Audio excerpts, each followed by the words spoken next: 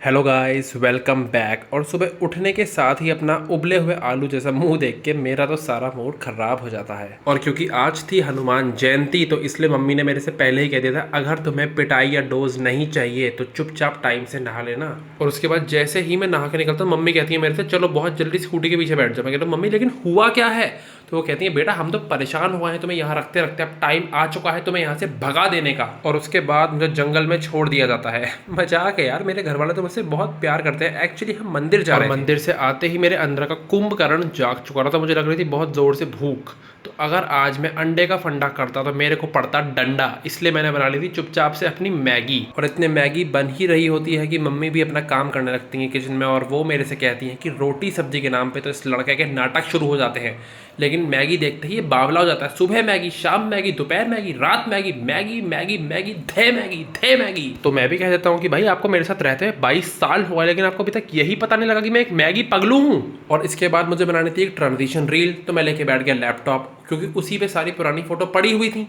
लेकिन भाई 1 घंटा बर्बाद करने के बाद भी मेरी किस्मत इतनी फूटी है कि मेरे को अपनी एक भी ठीक ठाक सी फोटो नहीं मिल पाई। और लैपटॉप के बटन दबाते दबाते मुझे एक ऐसी फोटो मिलती है जिसके बाद मुझे पता लग जाता है कि मुझ में और डोरेमोन में तो बस 19-20 का ही फर्क है। डोरेमोन जैसा पेट तो है लेकिन उसके जैसी पॉकेट नहीं है। और पेट से मुझे याद आया कि उसके बाद मैंने ऐसी पेट पूजा करी है ना, हे भगवान, ऐसा लग रहा था जैसे मैं जन्मों जन्मों का भूखा हूँ। इस तरीके से मैंने मैगी खाई है आज। और इसी तरह हमारा आधा दिन खराब हो जाता है और इसी के साथ आ जाती है पापा की राजकुमारी घर वापस। और उसके बाद मैं अपनी बहन को कन्विंस करता हूँ कि बहन तुम और मैं मिलके भाई बहन वाली ऐसी ऐसी रील्स बनाएंगे ना कि हम ही फेमस हो जाएंगे, हम ही इन्फ्लुएंसर ऑफ द ईयर बन जाएंगे। इंस्टाग्राम वाले खुद आके हमको स्वर्ण पदक पहनाएंगे, हम इतनी धूम मचा देंगे कि बस।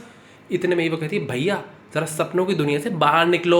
और उसके बाद मम्मी हमें नीचे खाने के लिए बुलाती है, तो मैं तो टाइम से पहुंच जाता हूँ नीचे, लेकिन राजकुमारी साहिबा धीमे धीमे आधा घंटा लगा के नीचे उतरती हैं। तो भाई मम्मी इसको लेक्चर देती है अच्छा सा। मैं कहता हूँ मम्मी इसे लेक्चर मत दो, क्योंकि लातों के भूत है, बातों से मानते, लगाओ 2-4 झापड़ इसके। और जैसे कि मैं रोटी और सब्जी छोड़ ही चुका हूँ और रोज मैं घास फूस ही खाता हूँ, तो एक ना एक दिन तो मैं भेड़ बकरी पूरी की पूरी तरह बन ही जाऊंगा। उसके बाद हम दोनों अपना अपना खाना खा लेते हैं और उसके बाद जैसे ही मैं उठता हूँ वहां आ जाती है मम्मी। फिर मम्मी मेरे से बोलती है बेटा ये फोन वगैरह तो सब ठीक है, लेकिन पढ़ाई लिखाई छोड़े हुए कितने साल हो गए तुमको? कोई अक्षर एक आधा लिखना आता भी है? अब भी ये सब हो गया गुड़गोबर। और उसके बाद जैसे ही मैं ऊपर पहुंचता हूँ तो मैं देखता हूँ पता नहीं कौन से जमाने की जूड़े बनाए जा रहे थे। और मैं पूछता हूँ अरे बहन क्या मैटर है, तुम्हें कौन सी नाटक कंपनी में हिस्सा लेना है, तुम्हें रामलीला में एक्टिंग करनी है, क्या बनने वाली, तुम हो क्या रहा है ये? तो मेरे सामने खुलासा होता है कि भैया मुझे तो खिंचाने जानी है अपने स्कूल के लिए पासपोर्ट साइज फोटो। मैं कहता हूँ बताओ भाई साहब, हमारे टाइम पे तो हम तेल लगा के फोटो खिंचाने जाया करते थे, और आजकल के बच्चों को देख लो भाई पूरे हेयर स्टाइल बन रहे हैं यहाँ पे। उसके बाद पड़ोस के ही स्टूडियो में फोटोग्राफी करवा के हम दोनों निकल पड़ते हैं फूल की दुकान पे। और फूल वाले भैया के पास पहुंच के हम ले लेते हैं गुलाब। और घर आते ही मैं मम्मी से पूछता हूँ मम्मी आखिर क्या बात है, आपने क्यों मंगवाया है गुलाब, और साथ में इतनी बड़ी आइसक्रीम भी लाई हो आप? हमें तो आइसक्रीम खाने से मना करती थी हर बारी, आज खुद ले आई आइसक्रीम। तो भाई पता लगता है मम्मी पापा की रिंग सेरेमनी की एनिवर्सरी थी आज।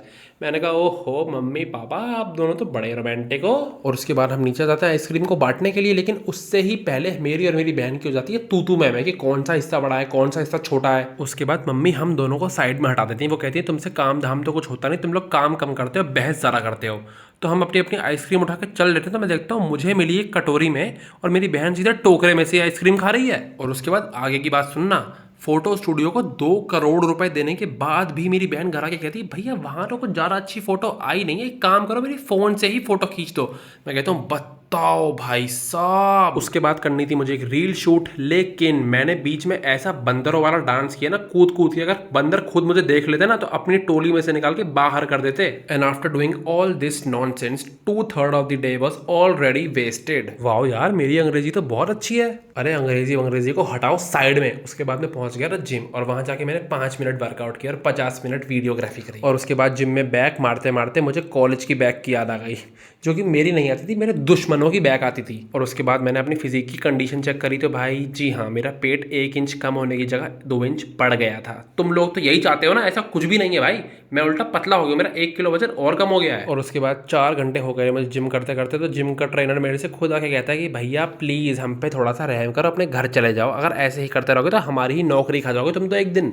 मैंने कहा बताओ यार लोग कितना जलते हैं। उसके बाद घर आते ही मेरे दिमाग में शॉर्ट सर्किट होने लगता है कि भाई क्या खाया जाए क्या खाया जाए। तो मैंने ऐसा पनीर बनाया ना कि भाई इस पनीर को जो भी खाए उसका काम तमाम हो जाए। मजाक है यार, तुम लोग इस पनीर को खा लेते ना खाने एक बार तो तुम लोग उंगलियां चाटते रह जाते, अपनी नहीं मेरी। और आप सभी ने एक मुहावरा तो सुना ही होगा, मुंह मियां मिट्ठू बनना, जो शायद मुझको देखकर ही लिखा गया था।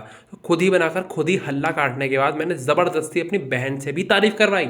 मैंने कहा चुपचाप से तारीफ कर दो, वरना अगली बारी मैंने पनीर बना लिया ना घर, तो ऐसा तुम्हारी कटोरी में हार्पिक मिलाऊंगा कि याद रखोगी तुम भी। इस तरह हमने एक और दिन की रेड पीट दी है। बाकी कल देखते हैं कि किस तरीके से टाइम पास कर सकते हैं। तब तक के लिए tata bye bye, see you, मिलता हूँ कल।